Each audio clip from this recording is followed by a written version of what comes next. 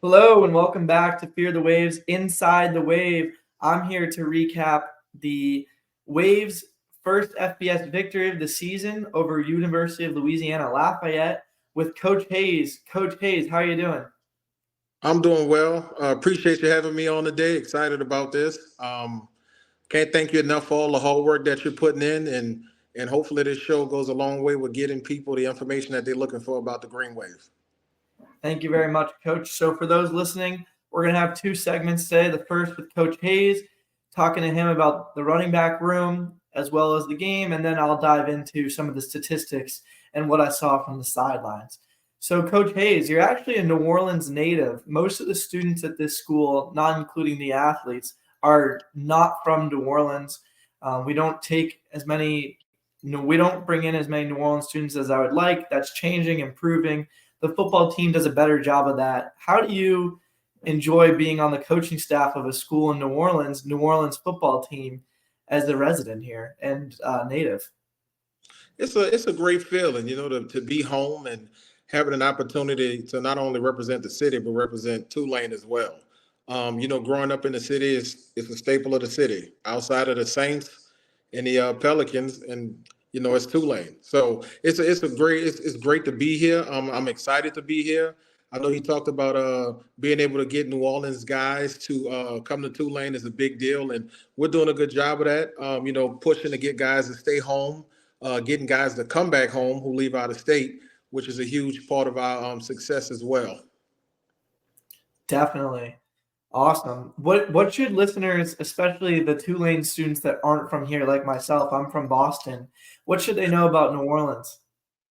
Uh, to be honest, it's the culture. It's different from anywhere else. It's a staple of its own. Whether you're talking about the vibes of the city, the places to go, the places to visit, and which everyone loves the most is the food. So it's a big draw when people come to New Orleans that they like it so much because everything here that it embodies is something that you can't get from everywhere else. And I think that's why people love New Orleans so much when they come visit. Definitely agree. I've really enjoyed my time here. I graduated in May and knew I wanted to come back and stay in New Orleans, and I look forward to hopefully staying as long as I can.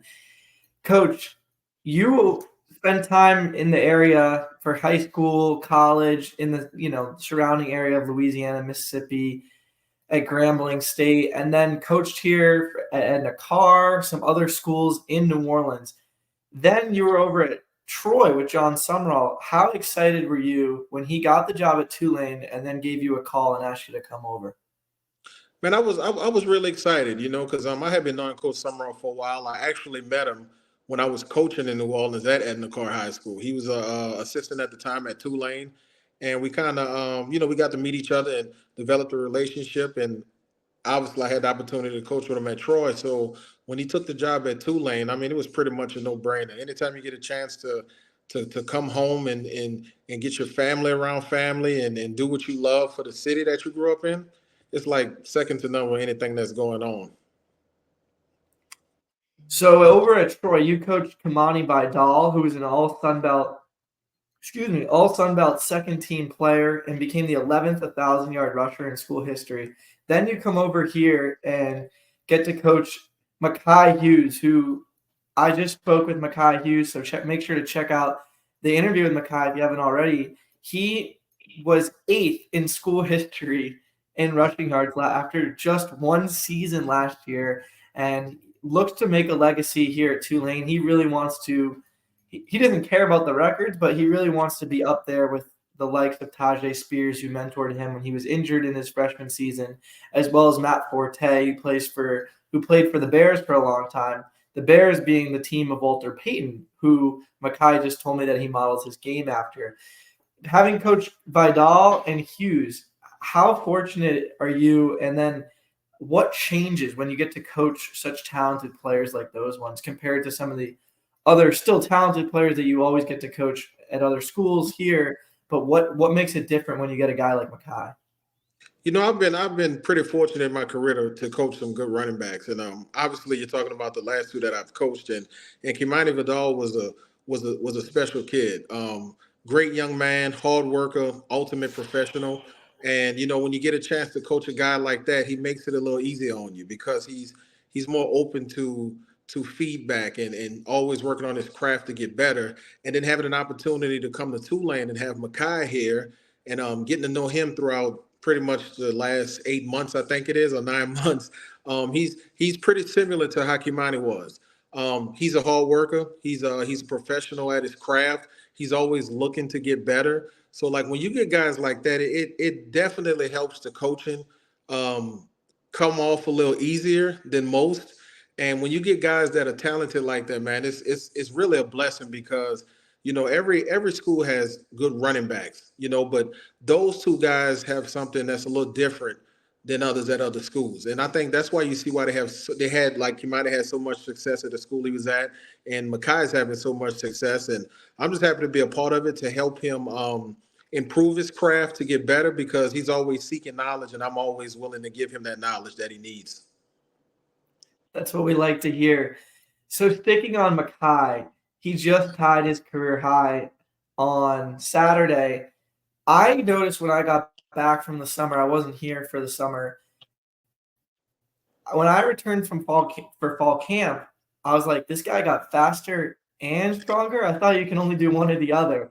How did you see his growth over the summer as you were here throughout the summer and spring as well? When we sat down and talked, he had some goals in mind, the things he wanted to accomplish, and like I can't take credit for that. Like he did a great job of like meeting with some trainers that he had back home that got him like working in the right direction. And then our strength staff, led by Rusty Witt, did a phenomenal job with him, helping him get stronger, helping his flexibility, helping him improve the aspects of his game that he thought were weaknesses that he wanted to target. And he's done a good job of taking the training and applying it to what he's doing. And you see the success that he's having.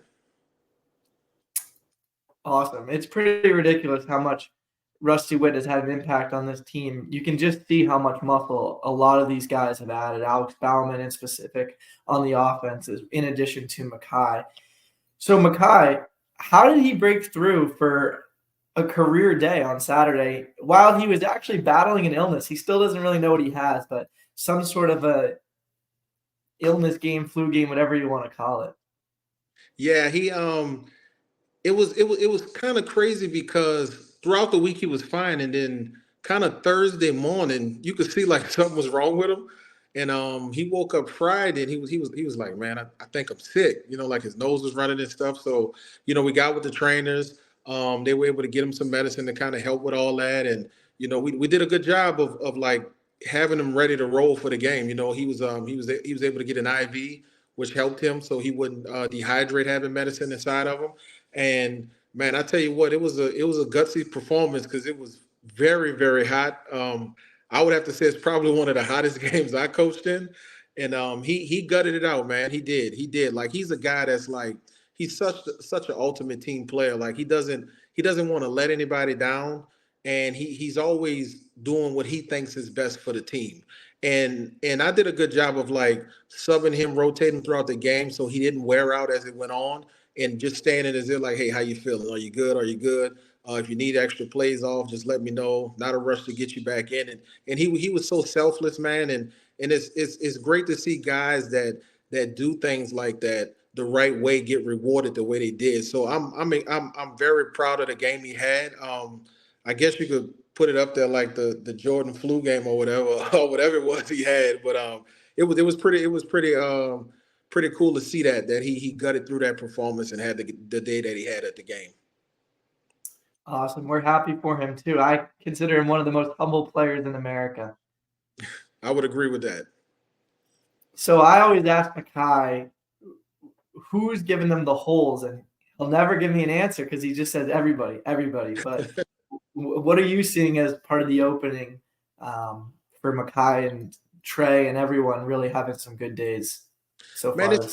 it's really the offensive line and the tight ends. Like they're doing a really good job of understanding like where things are being targeted and who they're working up to. And the preparation throughout the week allows us to all work together in unison because you need that in the game. And obviously you're gonna see some things you hadn't seen, so you got to be able to adjust. But doing that throughout the week, the preparation to get these guys to understand and see the looks that they think they'll see, is really the key to him having so much success. And I know a guy like him, like you say, he's humble. He's the ultimate humble guy. Like he'll never say it's just him, but it's definitely like the offensive line and tight ends that do a really good job. And I'd be remiss to say if I didn't mention the receivers. Like they block for the long runs, they block for the touchdowns, and they did a really, really good job of like getting after those guys in the secondary and attacking them and working to dominate the blocks. And it all benefited him in the long run to having such a good day that he had against UL. Yeah, I believe Mario Williams actually pitched a block. It was almost like a fake block because he didn't really block him, but it was enough that Mekhi Hughes was able to go for 36 yards. Trey Cornish also had a big day. What have you seen from him as he's jumped in his second season? I'll tell you what, Trey has been having some really good weeks lately, man. He's been trending up the right way. So we weren't surprised by the success he had in the game. He's a young back as well in the room. And he's been attacking it every day and just waiting on an opportunity. And when it presented itself, he was ready to go. So it's another one of the guys in the room who takes preparation pretty serious. And you start to see like you benefit from things like that when you're doing it the right way. And when you have a leader like Mekhi now and you get to see that every day, it gives you an opportunity to be like, all right, maybe I need to do what he's doing to have the success that he has been. And that's why you see the Rum is doing such a good job this season as a whole. Awesome. The freshman on the team that I'm looking forward to the most in future years, I know that it's been a bit of a running back factory recently. Orleans Darkwall was the player that whose record Mekhi Hughes broke for the freshman rushing yards record last year. Matt Forte, obviously, Tajay Spears, a third-round pick in 2022. Some other great running backs that didn't go to the NFL, like Jatavian Tolles, Cam Carroll, in more recent years. And then now we've got Judah Barnes, Shotty Clayton Johnson, Trey. But the one we haven't talked about yet is Jamari McClure. I think that Jamari looks super explosive. What have you seen from Jamari as you're there with him, every day in practice and as well as all throughout the camp? Yeah, Jamar McClure is a true freshman that came in from Goshen High School in Alabama. I would agree with what you see is pretty accurate. He is very explosive. He was a track guy that runs like very physical. The thing with Jamar, like he's getting it. True freshman coming in. He's starting to learn the system a little more. He's starting to understand the game, the speed of it, how it is. And I'm pretty sure at some point throughout the season, he'll have the opportunity to display his talents as well, like everyone else in the room has. I'm looking forward to seeing that. You've done such a great job balancing the load of attack that we've had. 2 big weeks from Trey Cornish, one from Jamari McClure, a great game from Shotty Clayton Johnson, and Mekhi Hughes still leads the conference in rushing yards and attempts. So I've really enjoyed watching that myself, and I know that everyone watching has as well. Coach, thank you so much for your time. As the running backs coach on the team, who's the funniest in the group? Man, funniest would probably be, I would have to say Trey Cornish.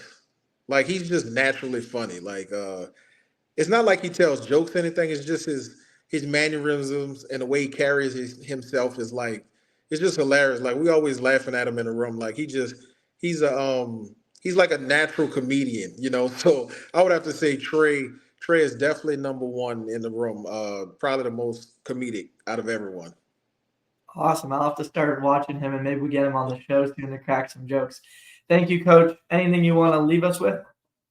Nah, man, I just appreciate the time. Having a chance to get me to get on here. Like I said before, man, Isaac, you're doing a great job. Just keep pushing the way you're going and the sky's the limit for you. And like I said, thank you for having me on here. I appreciate it the most. And to everyone that's watching, I hope you got something out of this. Awesome. Thank you, Coach. Coach Brock Hayes, everybody. All right. Welcome back for part 2 of the ULL recap. I was fortunate to be on the sidelines right next to the wave, the players, the coaches, staff. We really needed the training staff, medical staff on hand for Saturday because the on-field temperature was 138 degrees. It was one of the most hot feelings I've ever felt in my entire life. I had to take a break in the press box for halftime, and I was about to head down, and then boom! Oh my God, Rayshawn Pleasant takes it to the house. I kept saying on the sidelines, I think Ray's going to break one today. I think Ray's going to return one to the house. I feel it.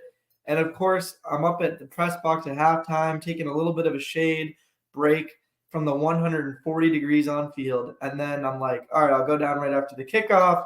And Pleasant breaks one for a touchdown.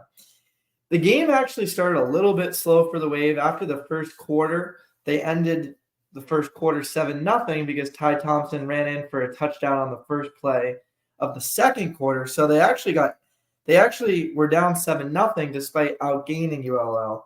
Both teams went punt, touchdown, field goal to start the game. Then it changed a little bit. It was a slow start as Jack Chienchu had a pick six with 1 minute 40 to go right in front of me. Had a great view of it. Posted an exciting video on my Twitter.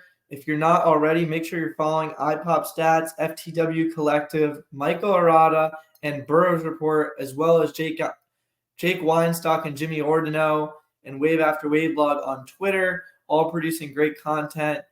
Me and Michael and I were posting some videos throughout the game from the sidelines, of the field, of the players. I produce a weekly stats report at halftime every week, whether it's home or away. So keep an eye out for those stats reports, as well as some insights and injury reports on Twitter.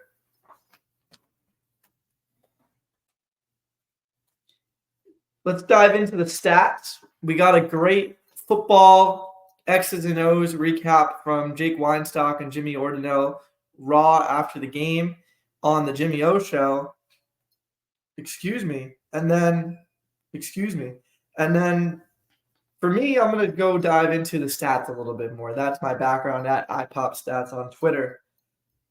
ULL actually fared better than Tulane in most of the basic metrics. So first downs, by small margins though, first downs, rushing yard, by first downs, passing yards, total offensive yards, and penalty first downs, of course, as well. The huge knock for the Wave right now is 8 penalties for 91 yards. Is just unacceptable, but I'm looking forward to seeing that improve under John Summerall. The Wave outrushed UL 272 to 183, which is a large margin. However, Tulane actually had 20 more rushing attempts, so UL averaged one more yard per rush, despite Mekhi Hughes' big day. Tied his career high with 166 yards, and Trey Cornice also had 39 yards on 4 carries himself. Yokeith Brown had 19 rushing yards. Ty Thompson rushed 7 times for 23 yards, including that touchdown to cap off the second quarter. Mensah, 17 yards. Did not lose any, which was exciting this week. Great week from the O-line, especially Rashad Green, who had been struggling to start the year. Vinny Murphy, another good week for him.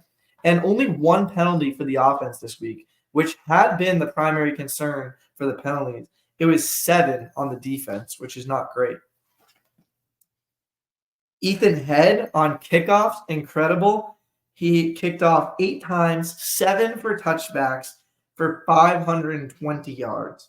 And it looked like the one that wasn't a touchback was purposeful to try to get him to come out and try to return it. Tulane dominated the time possession in the first quarter and the fourth quarter. So start and end. And in the first quarter, they didn't even start with the ball. They kicked off. They actually elected to defer. So 9.5 minutes in the first quarter and 9:18 in the third really let them dominate time of possession with 34 minutes throughout the game. What the key to success here, in my opinion, was for Tulane last weekend was going 9 of 14 on third down and 1 of 1 on fourth down. So 10 of 15, 67% conversion rate on late downs. Then on the flip side, they held UL to 2 of 9 on third down and 1 of 3 on fourth down. So 3 of 12, 25% to 67%. If we're talking about extending drives, that's the metric to focus on. And wow, the contrast could not be more stark. Great improvement from the Wave, who hadn't been great at that earlier in the year. Obviously played two tough opponents who were ranked at the top 15 at the time in Oklahoma and Kansas State.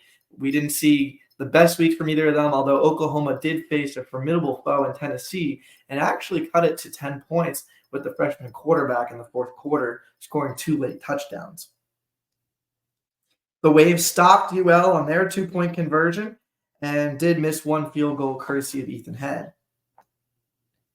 Will Carroll only had to punt once, which is a great sign for Tulane. He had been having to punt a lot more in the beginning of the season with those two top 15 opponents and one being on the road in Oklahoma. Mario Williams led the receiving group with just 24 yards. And then what's interesting is the all-purpose leaders. Mekhi Hughes, obviously the star of the show. Then Rashawn Pleasant, second. 153 kickoff return yards in place of Shoddy Clayton Johnson, a 4-star recruit who transferred from Colorado a couple of years ago, was out with a concussion. And boy, did Rashawn Pleasant take advantage. He might be keeping that job over from Shoddy Clayton Johnson. We will find out on Saturday. And then at running back, maybe Trey Cornish is the guy to get those carries when Mekhi Hughes needs a breather and pace him out, especially as Mekhi Hughes was actually sick, which we just talked about with Brock Hayes, and might be battling still a little bit of a stuffy nose and not just be 100% on Saturday. So Trey Cornish, third in all-purpose yards, and then it was Jack Chienchu with his 38-yard pick six that was good enough for top 4 for Tulane and all-purpose yardage. The analytics like Tulane a lot better than the basic metrics. My metric is EPA per play, expected points added. So putting yards into the context of points, Tulane had 0.21 expected points added per play, which is good for 82nd percentile. And the Ragin' Cajuns were at 0.03, so about 0, which is good for 50th percentile. They finished with 1.65 expected points in 62 plays. And the Wave finished with 13.35 expected points added on 64 plays. The key metric that Tulane succeeded in, outside of obviously third down success rate, 90th percentile good at 60%, and red zone success rate as well, was the overall success rate, 50%, which is good for 89th percentile. Game on paper success rate is measured by any play with an EPA over 0. So they finished with a positive EPA half of the plays, which was great. Allowed them, considering the big plays, the pick six, the kickoff return touchdown, some other touchdowns, to put them at plus 13.5 expected points added for the whole game. So for success, that could be any first down on third down, any first down on fourth down would be a successful play, EPA over 0, as well as maybe 5 or 6 yards on first down as well. 4 yards would not cut it. 4-yard rush on first down from Kai or Arnold Barnes, for example, would not be considered a successful play. And Louisiana was held to a 42% success rate. So obviously margins in a small sample size, but 54th percentile compared to 89th percentile. My ipop top players of the week this week were obviously led by Mekhi Hughes, gaining 6 ipop points. So that's my top player. I rank them. It's a little bit of a light rating. The more important thing for me is getting the 6 right, not necessarily the order, but I do give them an order based on what I see. Pro Football Focus, the game on paper stats, the box score, everything. I combine it all into one. So I went Mekhi Hughes, Reggie Brown, Ray Pleasant, Jack Chienchow, Darian Mensah, and Tyler Grubbs this week. And then for honorable mentions this week, I gave it to Jalen Geiger, who had an interception. Rashad Green for good O-line play, 0 pressures allowed, and no penalties this week. Geiger also had 4 solo tackles and 2 stops. Ty Thompson, obviously the touchdown. He combined for 5 EPA, 5 of the plus 13. in some top PFF on defense, didn't play a ton of snaps, but a lot more than the previous week, and played a big role in Tulane's only sack on the day, and actually the only sack in the entire game. Mekhi Hughes originally was the number one graded running back in the entire country, but upon regrade, he was the third highest graded running back among those with 10 plus attempts, and moves up even more if you put the filter for attempts at a higher threshold. Game on paper gave him 16% win probability added and 5 EPA, just like Ty Thompson, for his 166 rushing yards and a touchdown.